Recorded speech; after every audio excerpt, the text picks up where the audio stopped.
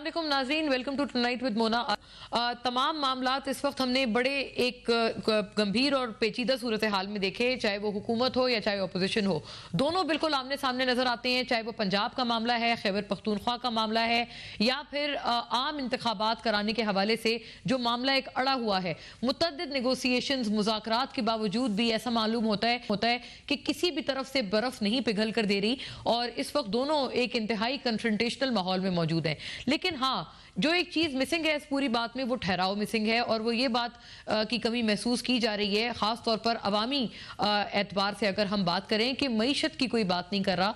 आम आवाम को जो रिलीफ मिलना है और जो इस वक्त महंगाई की मुश्किलात से दो चार हैं, उनकी बात कोई नहीं कर रहा। फिर इस वक्त तमाम जो सियासतदान हैं उनको एक पेज पर या एक टेबल पर लाने वाली बात भी काफ़ी हमें कमी की महसूस हम कर रहे हैं। उसकी वजह यह है कि अगर आने वाले इंतखाबात जब भी होते हैं, हुकूमत कहते हैं अक्टूबर 2023 से पहले नहीं होंगे, जबकि PTI की ये मांग है कि ये इंतखाबात जल्द अज जल्द बल्कि मार्च तक हो जाने चाहिए, अगले साल के रमज़ान से पहले पहले इंतखाबात हो जाने चाहिए। लेकिन अगर वो इंतखाबात बगैर किसी फंडामेंटल्स पर इत्तेफाक राय के बगैर हों, तो उसके बाद भी फिर यही क्या सिलसिला बना रहेगा, क्योंकि उन इंतखाबात में अगर किसी कंसेंसस के बगैर वो इंतखाबात होते हैं, कोई भी जीतेगा उसके इंतखाबात के नताइज को तस्लीम नहीं करेगा। यही चीज़ हमने देखी कि 2013 में हुई, यही चीज़ 2018 में हुई। 2023 के इलेक्शन को भी हम इसी तरह से मुतनाज़ बनाने के लिए एक नई रेसिपी तैयार कर रहे हैं। तमाम मामले पर बात करने के लिए इस खुसूसी निशिस्त में हमारे साथ मौजूद हैं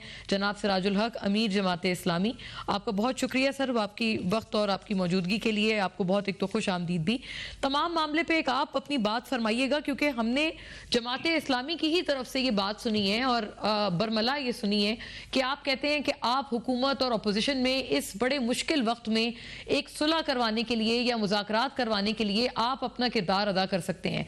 क्या आपने कोई बेहतर इसकी तरफ से रिसेप्शन देखी कि आपकी इस अच्छी तजवीज़ की तरफ से लब्बैक कहा हो इसके ऊपर हुकूमत ने या PTI ने? बिस्मिल्लाहिर्रहमानिर्रहीम। इस वक्त हालात इंतहाई खतरनाक हैं। खैबर पख्तूनख्वा इस वक्त बदअमनी की आग में जल रहा है।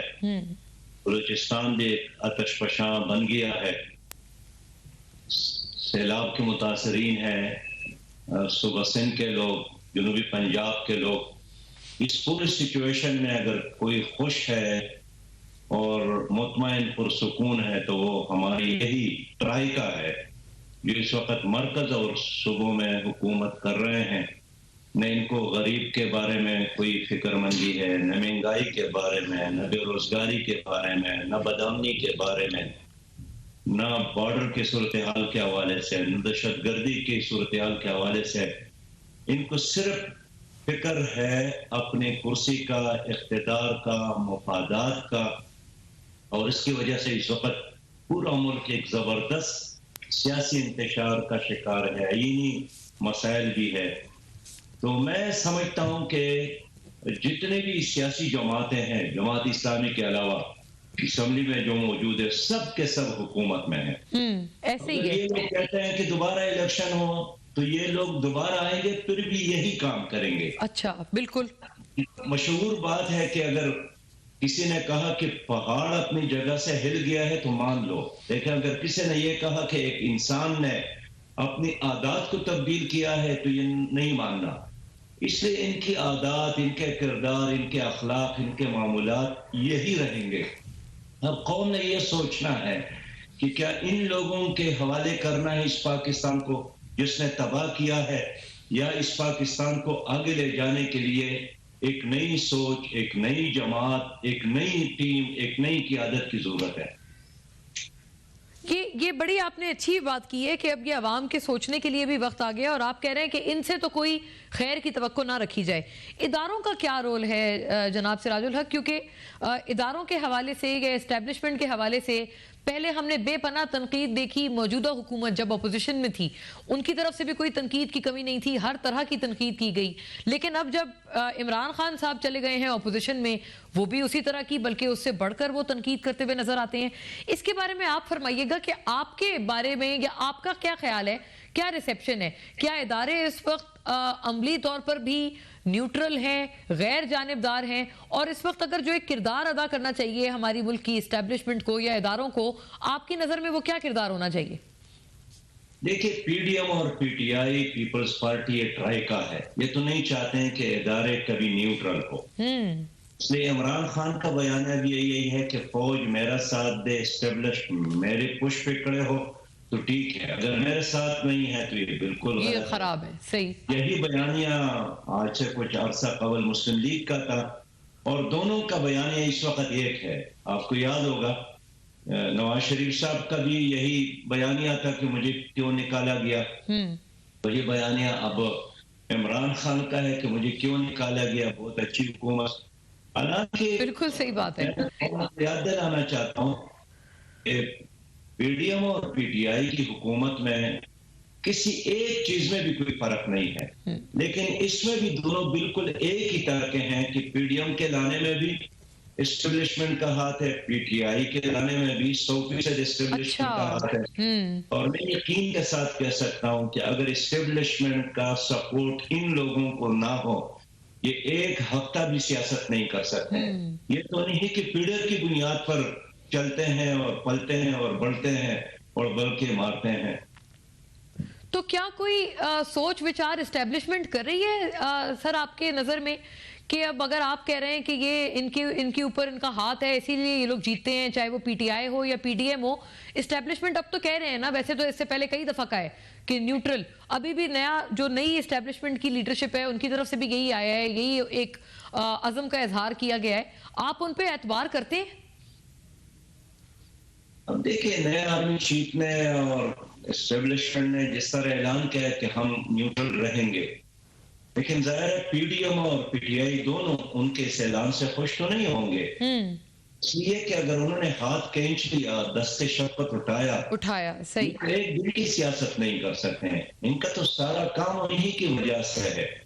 یہی وجہ ہے کہ کل باجوہ صاحب نے جب عمران کا ساتھ دیا تو حکومت میں آئے, ان کو چوک اور چوراہوں سے اٹھا کر وزیر اعظم ہاؤس تک پہنچایا. پھر جب اس نے ہاتھ کھینچ لیا تو وہی ان کی آخری رات ہو گئی, اور ان کے ہم نے بھی چھوڑا, بلوچستان کے لوگوں نے بھی ان کو چھوڑا.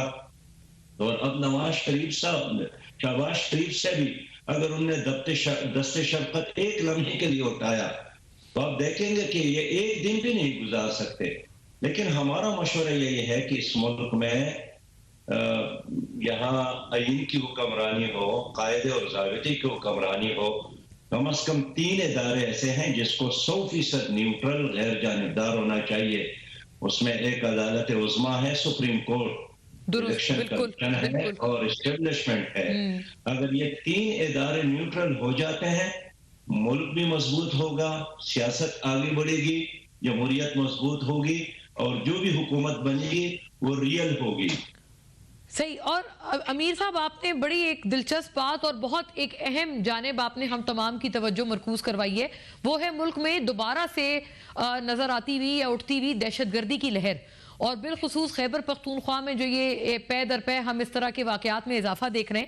اس کے بارے میں آپ کیا کہیں گے؟ کیونکہ افغانستان میں تو جب سے یہ ٹرانزیشن ہوا ہے, وہاں پر جو امریکی حکومت کو پھر گھر بھیجا ہے, طالبان کی اب حکومت ہے, اس کے بعد سے تو بڑی خیر کی توقع رکھی تھی.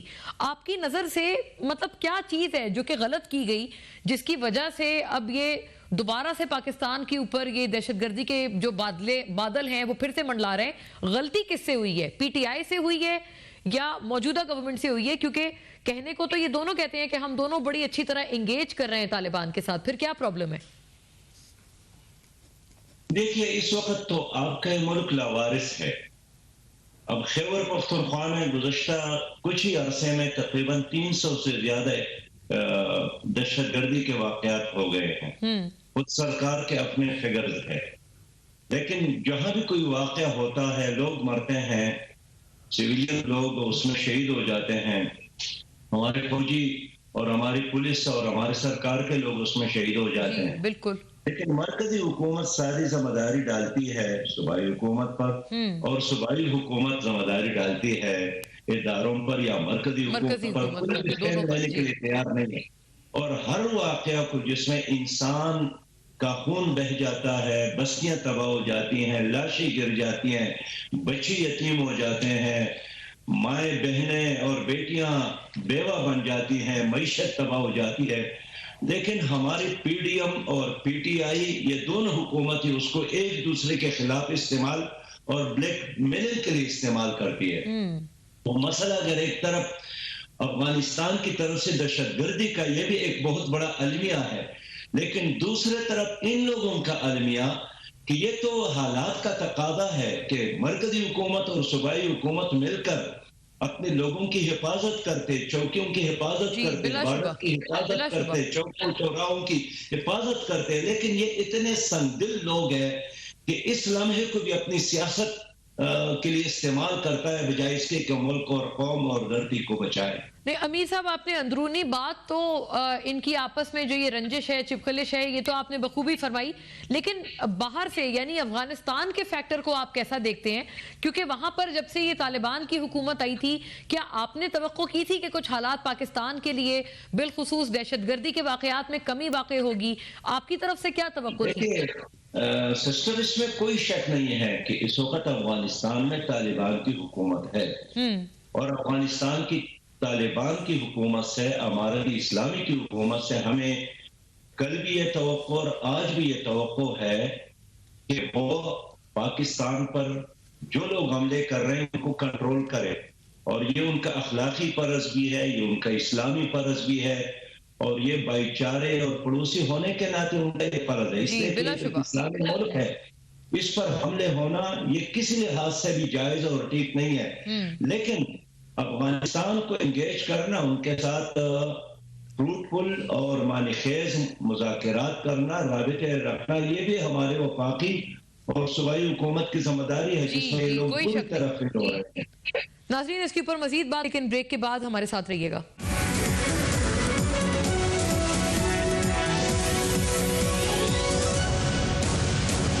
ویلکم بیک ناظرین. سراج الحق صاحب، آپ ہمارے ساتھ جو بھی اس سے پہلے آپ نے بات بریک سے قبل فرمائی اسی میں ایک اگر اضافہ کریں. پی ٹی آئی والے تو کہتے ہیں ہم سے تو بڑی قربت بھی رہی ہے طالبان کی، اور وفاقی حکومت وہ بھی کہتے ہیں کہ دیکھیں مذاکرات تو البتہ یہ کہ جب پی ٹی آئی نے شروع کیے تھے اس کے اوپر آپ کو یاد ہوگا کہ پی ڈی ایم بطور اپوزیشن بہت تنقید کرتے تھے، بالخصوص پیپلز پارٹی اور اے این پی کی طرف سے تو بے پناہ تنقید ہوتی تھی.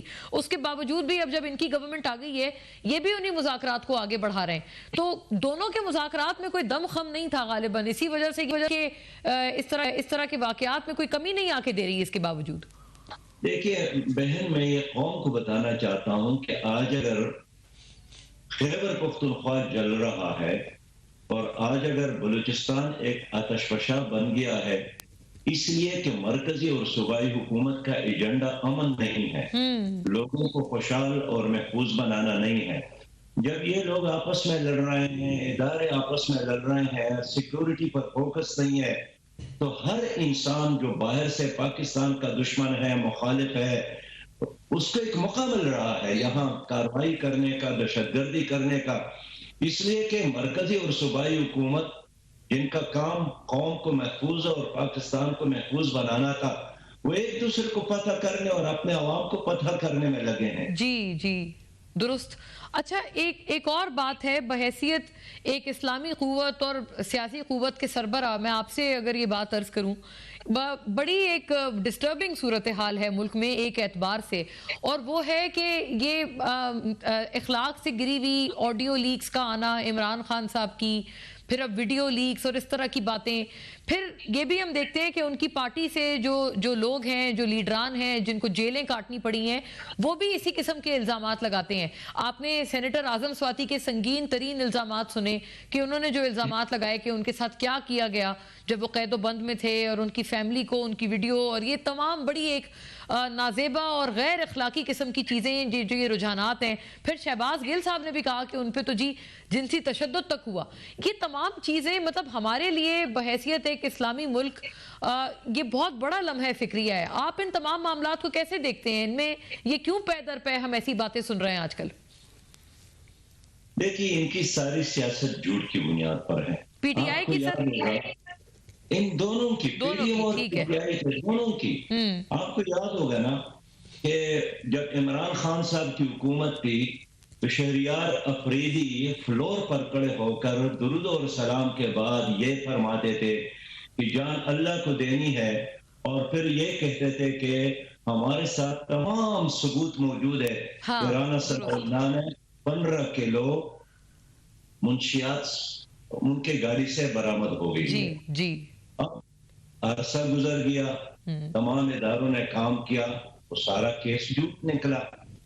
تو صحیح بات یہ ہے کہ اس وقت بھی ہم سمجھ رہے تھے کہ یہ جھوٹ بول رہے ہیں، لیکن وہ یہی کہتے تھے کہ ہم نے تو جان اللہ کو دینی ہے، اور درود و سلام کا سہارا بھی لے رہے تھے۔ اور آج بھی وہی طریقہ جاری ہے۔ آج سواتی صاحب جس کو ہم دیکھ رہے ہیں وہی کچھ ہو رہا ہے، تو کل رانا ثنا کے ساتھ ہو رہا تھا، آج اعظم سواتی کے ساتھ ہو رہا ہے، اور جب تک پی ڈی ایم اور پی ڈی آئی کا نظام ہوگا یہی ہوگا۔ جہاں تک آپ کی بات یہ جو گالی گلوچ پریانی پہاشی اور ویڈیوز آ رہے ہیں، میں سمجھتا ہوں ایک اسلامی ملک کے لیے، اور پھر اسلامی ملک میں مسلمان لیڈروں کے لیے یہ باعث شرم ہے، انتہائی افسوسناک ہے۔ پوری قوم اس پر شرمندہ ہے کہ ہمارے لیڈر کیا کر رہے ہیں، اور یہ بیانیہ کہ بھئی ہمارے انفرادی معاملات میں قوم کو جھانکنے کا یا میڈیا کو دیکھنے کا کوئی حق نہیں ہے۔ کیا آپ مغرب میں ایسے دیکھتے ہیں؟ مغرب میں تو رات کے اندھیروں میں بھی اور دن کے روشنی میں ایک عام آدمی کو یہ سیکورٹی حاصل ہے کہ اس کے انفرادی معاملات کو خفیہ رکھا جائے، لیکن جو قوم کا لیڈر ہوتا ہے، بڑا ہوتا ہے، وہ قوم کے سامنے بالکل جوابدہ ہوتا ہے اپنے ہر کوئی عمل شک کے نہیں۔ لیے۔ بلکہ امیر صاحب آپ مجھ سے بہتر جانتے ہیں کہ مغرب میں تو جو لیڈران ہیں ان کے اوپر تو اس طرح کے جو اخلاقی یا غیر اخلاقی چیزیں ہیں ان کے اوپر باقاعدہ کاروائی ہوئی ہے، باقاعدہ ڈسکوالیفیکیشن ہوئی ہے، بہت کچھ ہوا ہے۔ تو وہاں پر تو جو موریلٹی ہے یا اخلاقیات ہے وہ بہت بڑے پیمانے پہ رکھی جاتی ہے لیڈرز کی۔ صحیح بات یہ ہے کہ ان لوگوں نے اخلاقیات کا جنازہ نکالا ہے۔ آپ قومی اسمبلی کی کارروائی کو دیکھیں، آپ سینٹ کی کارروائی کو دیکھیں، وہاں گالیوں کے علاوہ کوئی چیز نہیں ہوتی ہے۔ ایک ایک میل لمبا جھوٹ یہ لوگ بولتے ہیں، اور اسی کی بنیاد پر ان کی سیاست جاری ہے۔ میں اس لیے قوم سے اپیل کرنا چاہتا ہوں کہ نہ نیب، نہ کوئی عدالت عظمیٰ، نہ کوئی اور ادارہ اب اس کے قابل ہے کہ ان لوگوں کا احتساب کرے۔ ان لوگوں کا احتساب صرف اور صرف اب عوام خود ہی کر سکتی ہے، قوم ہی کر سکتی ہے، وہ اپنے ووٹ کے ذریعے اور اپنے سپورٹ ان سے واپس لینے کے ذریعے۔ یہ آپ نے بڑی بات کی ہے کہ اب عوام کا رجحان تو خیر اب وہ الیکشن کا وقت ہمیں بتائے گا، لیکن کیا آپ کو بھی لگتا ہے امیر صاحب کہ اس وقت جلد الیکشنز کے علاوہ اور کوئی چارہ نہیں ہے، کوئی راستہ نہیں ہے؟ آپ مطلب جماعت اسلامی کی اس وقت کیا سوچ ہے کہ الیکشنز کب ہونے چاہیے؟ وقت پر ہونے چاہیے 2023 کے اکتوبر میں؟ بہن یہ لوگ تو ناکام ہو گئے، یہ تو ایکسپوز ہو گئے۔ پی ڈی ایم اور پی ٹی آئی نے قوم کو تباہ کیا معاشی لحاظ سے۔ اب دیکھیے آج بھی آپ لاہور میں شاید نہیں ہے 135 روپے فی کلو ہے آٹا، جی درست، اور قیمتوں میں بے انتہا اضافہ ہوا ہے۔ پاکستان بھر میں یہی حال ہے سر۔ اضافہ ہوا، گیس ختم ہو رہا ہے، صرف 24% گیس باقی ہے، باقی ختم ہے۔ ترسیلاتی جو زر کی ترسیلات ہے وہ 14% اس میں کمی آئی ہے۔ حکومت بے بس ہے۔ اسحاق ڈار روز قوم کو یہ خوشخبری دے رہی ہے کہ جناب ڈیفالٹ نہیں ہو رہے ہیں، لیکن یہ میں گواہی دیتا ہوں کہ جب عمران خان حکومت میں تھے یہی مسلم لیگ والے دعائیں مانگتے تھے کہ معیشت جتنا جلد تباہ ہو جائے، ناکام ہو جائے، ڈیفالٹ ہو جائے ملک، تاکہ حکومت بدنام ہو جائے۔ اور آج پی ٹی آئی والے یہی دعا مانگ رہے ہیں کب جلدی پاکستان ڈیفالٹ ہو جائے تاکہ ہم دنیا کو بتا سکے، قوم کو بتا سکے کہ نہیں چلا سکتے ہیں۔ لیکن یہ دونوں ناکام ہو گئے۔ اب دیکھیں پی ٹی آئی کے زمانے میں بھی کچھ ہی عرصے میں 4 وزراء خزانہ تبدیل ہو گیا، حالانکہ یہ کہتے تھے کہ ہمارے ساتھ 200 معاشی ماہرین ہیں، 6 فائنانس سیکرٹریز تبدیل ہو گئے، جبکہ کہتے تھے کہ ہمارے ساتھ زبردست ٹیم موجود ہے۔ اور اس حکومت کے آنے کے بعد بھی اس لیے وہی پرانا سٹیٹس کو ہے، نیا چوکیدار آیا ہے۔ تو میں 10 اپریل کے کارروائی کو بھی اس تناظر میں دیکھتا ہوں کہ حکومت بدلی ہے، چوکیدار بدلا ہے، نظام وہی پرانا ہے، اور یہ نظام جب تک موجود ہے پاکستان ترقی نہیں کر سکتا۔ ان لوگوں کے موجودگی میں ہمیں کسی اور دشمن کی ضرورت بھی اللہ نہیں معاف کرے۔ ہے، اس لیے کہ انہوں نے معیشت کا بیڑا بھی غرق کر دیا اور کوئی حل بھی ان کے ساتھ نہیں ہے۔ اب دیکھیں ہمارے قریب بالکل بنگلہ دیش ہے، ان کے محفوظ ذخائر 38 ارب ڈالر ہے، جی اور بالکل۔ ہمارے زر مبادلہ اس وقت 7.8 بلین رہ گیا ہے، اور جو زر مبادلہ ہے بھی ہمارے ساتھ وہ بھی امانتیں ہیں، امانت ہے جی، ہم استعمال بھی نہیں کر سکتے ہیں، درست۔ ترین صورتحال سے گزر رہا ہے ان تینوں ٹرائیکا کی وجہ سے۔ اچھا یہ بات آپ نے برملا فرمائی کہ اس وقت یہ تمام جو جماعتیں ہیں نا، یہ پاکستان کی کوئی خیر خواہ نہیں ہے، ان کے ہوتے ہوئے پاکستان کو دشمنوں کی بھی ضرورت نہیں ہے۔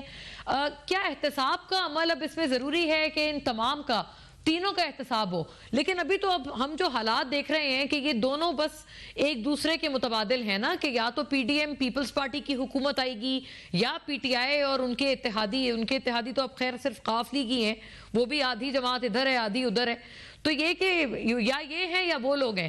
اس عمل میں یا اس احتساب میں، اس چینج میں، تبدیلی میں، یہ تو بڑے ایک عرصے دراز لگے گا سر، ایسے ہی آپ اس کو ریڈ کرتے ہیں؟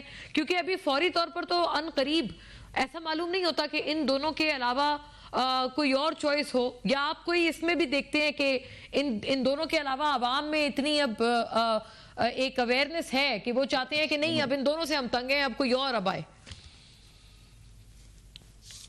دیکھیے سسٹر، اس وقت یہ لوگ جو ہے یہ سیاسی دہشت گرد ہے، انہوں نے 22 کروڑ عوام کو یرغمال بنایا ہے، انہوں نے عدالتوں کو بھی یرغمال بنایا ہے، انہوں نے نیب کو بھی یرغمال بنایا ہے، انہوں نے من پسند قوانین پاس کروائے ہیں تاکہ نیب کسی سے پوچھے نا۔ اب 50 کروڑ تک اگر کسی نے غبن اور کرپشن بھی کی ہے تو نیب تو ان سے نہیں پوچھ سکتا ہے۔ بالکل ایسے ہی ہے، نئی ترمیم کے اب بعد ہمارے ادارے سارے تباہ ہو گئے، کون ذمہ دار ہے؟ پی ٹی سی ایل تباہ ہو گیا، اسٹیل مل تباہ ہو گیا، ریلوے تباہ ہو گیا، پی اے اے تباہ ہو گیا۔ ایک غریب آدمی ایک رکشہ چلاتا ہے اور اسے ایک رکشے کی برکت سے وہ اپنا گھر چلاتا ہے، بچوں کو پڑھاتا ہے، گھر کا کرایہ دیتا ہے، بجلی کا بل ادا کرتا ہے، پانی اور گیس کا بل ادا کرتا ہے۔ لیکن انہوں نے پورا ریلوے کو تباہ کیا، انہوں نے پی آئی اے کو تباہ کیا۔ کون ذمہ دار ہے؟ P T I, P D M اور پی ٹی آئی ذمہ دار ہے۔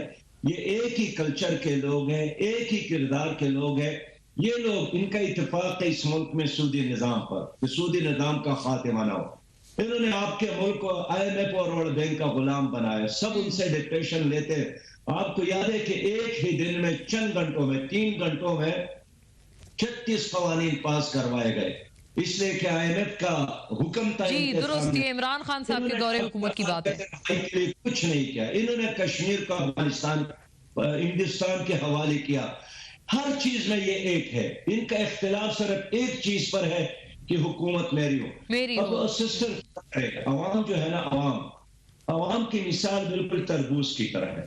اب آج کا سوال یہی ہے کہ اگر پرویز الہی وزیر اعلیٰ رہے تو کیا ہوگا، گورنر راج ہو تو کیا ہوگا؟ دونوں کی صورت میں نقصان غریب عوام کا ہے، اس کو کچھ نہیں ہوگا۔ وہ تو وی آئی پی ہے، ان کے میلے چل رہے ہیں، ان کے کارخانے چل رہے ہیں، ان کے بینک اکاؤنٹ میں اضافہ ہو رہا ہے، ہر منٹ ان لوگوں کے بینک اکاؤنٹ میں اضافہ ہو رہا ہے۔ مسئلہ اس غریب آدمی کا ہے جو محنت کے لیے نکلتا ہے اور اس کو مزدوری نہیں ملتی اور غریب واپس مایوس ہو کر اپنے گھر آتا ہے۔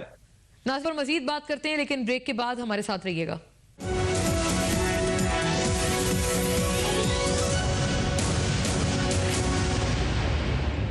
ویلکم بیک ناظرین۔ سراج الحق صاحب، آپ ہمارے ساتھ جو ابھی اس سے پہلے آپ نے بات بریک سے قبل فرمائی، اسی میں ایک اگر اضافہ کریں، آپ چونکہ وزیر خزانہ بھی رہے ہیں، تو یہ خیبر پختونخوا کے آپ الائنس میں بھی تھے پی ٹی آئی سے ایک زمانے میں، لیکن یہ کہ ابھی جو آپ نے بات کی، آپ نے کہا یہ ہر اعتبار سے، تمام اعتبار سے یہ ایک ہے۔ اسحاق ڈار صاحب وزیر خزانہ کا ابھی کچھ دیر پہلے ہمیں یاد ہے، آپ نے بھی دیکھا ہوگا، وہ کہتے ہیں کہ وہ سودی نظام سے جان چھڑانے کے لیے بالکل ایک فول پروف فارمولا بنا چکے ہیں۔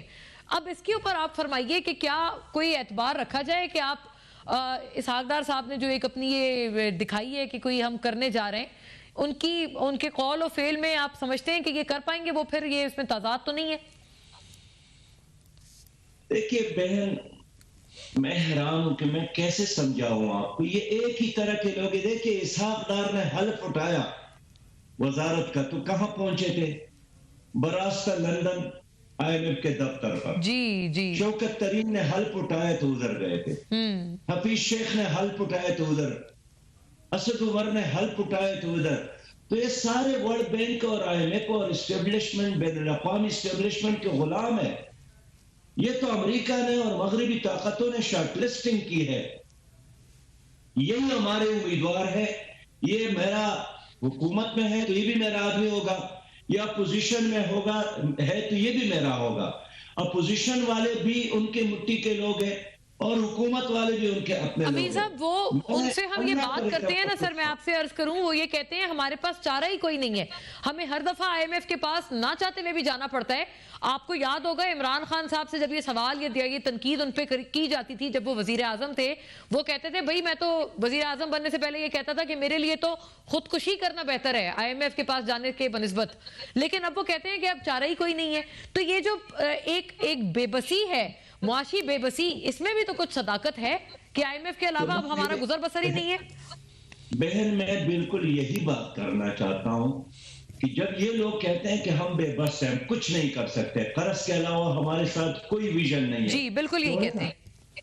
میں دعوے کے ساتھ کہہ سکتا ہوں پاکستان میں ایسے لوگ موجود ہیں کہ پاکستان کو ہم قرضوں سے نجات دلا سکتے ہیں. خیبر پختونخوا کا میں منسٹر تھا, جی درست, میں نے اپنے صوبے کو قرض فری صوبہ بنایا تھا. آج وہی خیبر پختونخوا جس پر 900 ارب کا قرضہ ہے. آج اگر پاکستان پر 62 ارب کا قرض ہے, 62,000 ارب کا, تو یہ قرضہ کیا کس نے لیا ہے؟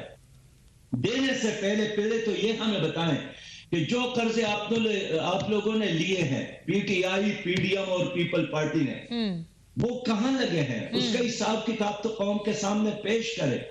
تو قرضوں کی سیاست, قرضوں کی معیشت, قرضوں کی بنیاد پر کوئی ریاست کب تک چلتی ہے؟ میں یہی عرض کرنا چاہتا ہوں کہ ایک نظام موجود ہے, اس کا متبادل نظام. جس رب نے یہ کائنات, جس رب نے یہ دنیا بنائی ہے, اس رب نے بغیر سودی نظام کا نظام ہمیں دیا. وہ اسلام کا معاشی نظام ہے, وہ سود سے پاک نظام ہے. اب کیوں سود سے پاک نظام کی طرف نہیں آتے؟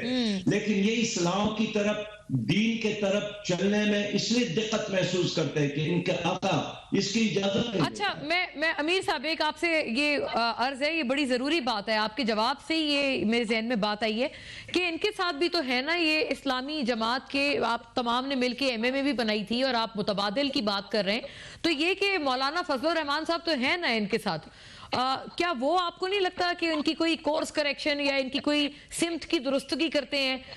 وہ ہر دفعہ اقتدار کا بھی حصہ ہوتے ہیں, ابھی بھی ہیں, پہلے بھی رہے ہیں, صرف یہ غالباً یہ عمران خان کے دور کا حصہ نہیں تھے, لیکن کیا ان کی طرف سے کوئی ایک ان کو نہیں بتایا جاتا کہ کس طرح سے معاملے کو سیدھا کریں, اور ایٹ لیسٹ یہ کہ مذہبی جو پرنسپلز ہیں ان کے اوپر گامزن ہو یہ لوگ؟ دیکھیے بہن, میں اس نظام کے مقابلے میں ایک متبادل نظام کی بات کرتا ہوں, ایک متبادل معاشی نظام کی بات کرتا ہوں. آپ مولانا فضل الرحمان صاحب کی بات کرتے ہیں.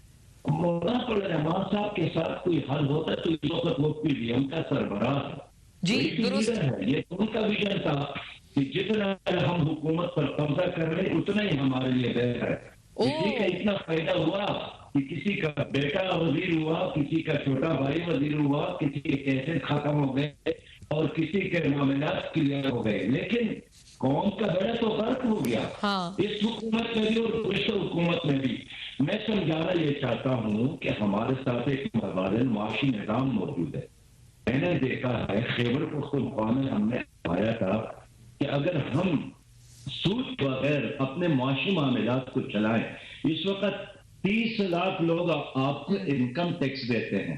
اگر آپ نے سود کے بجائے اس ملک میں زکوٰۃ اور عشر کا نظام نافذ کیا تو 7.25 کروڑ لوگ آپ کو اللہ کا حکم 2.5% دیں گے. تو آپ خود بتائیں کہ آپ 42 اقسام کا ٹیکس دے کر خوش ہوتے ہیں یا اللہ کا ایک حکم اپنے اوپر نافذ کر کے آپ کامیاب ہوں گے؟ پھر اللہ کا یہ وعدہ ہے کہ اگر آپ نے میرے نظام کو اپنایا تو آسمان کے رحمتیں اور زمین کے برکتیں تمہارے لیے کھول دوں گا. اب کیا ہوا؟ کبھی زلزلے آتے ہیں, کبھی سونامی کو آپ دیکھ رہے ہیں, کبھی آپ سیلاب کو دیکھ رہے ہیں, کبھی کرونا وائرس کو دیکھ رہے ہیں, کبھی ڈینگی وائرس کو دیکھ رہے ہیں.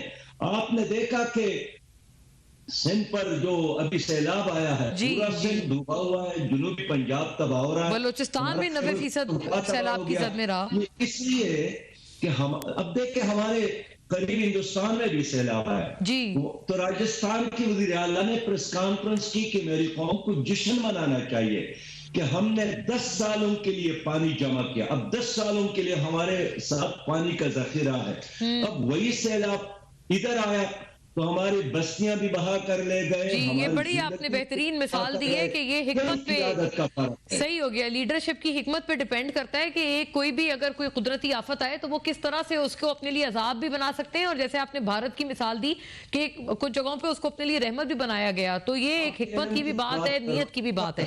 صحیح۔ اس وقت ہم نے فیصلہ کیا ہے کہ ہم انشاءاللہ تعالی 10 لاکھ ایسے رضاکار تیار کریں گے جو ہر وقت انشاءاللہ اویلیبل ہوں گے تاکہ آئندہ کے لیے اللہ نہ کرے کوئی مصیبت آ جائے، زلزلہ ہو، طوفان ہو، سیلاب ہو، تو بین الاقوامی NGOs اور اداروں کے انتظار کے بجائے ہم انشاءاللہ اپنی قوم کو خود ہی سنبھالیں گے۔ خود سنبھالیں، بالکل، بہت خوب، بہت شکریہ آپ کے وقت کے لیے۔ جماعت اسلامی جناب سراج الحق صاحب ناظرین اس خصوصی نشست میں ہمارے ساتھ تھے اور بڑی معنی خیز باتیں ہم نے تمام اعتبار سے کی ہیں۔ دیکھنے کا آپ کا بہت شکریہ، اللہ حافظ۔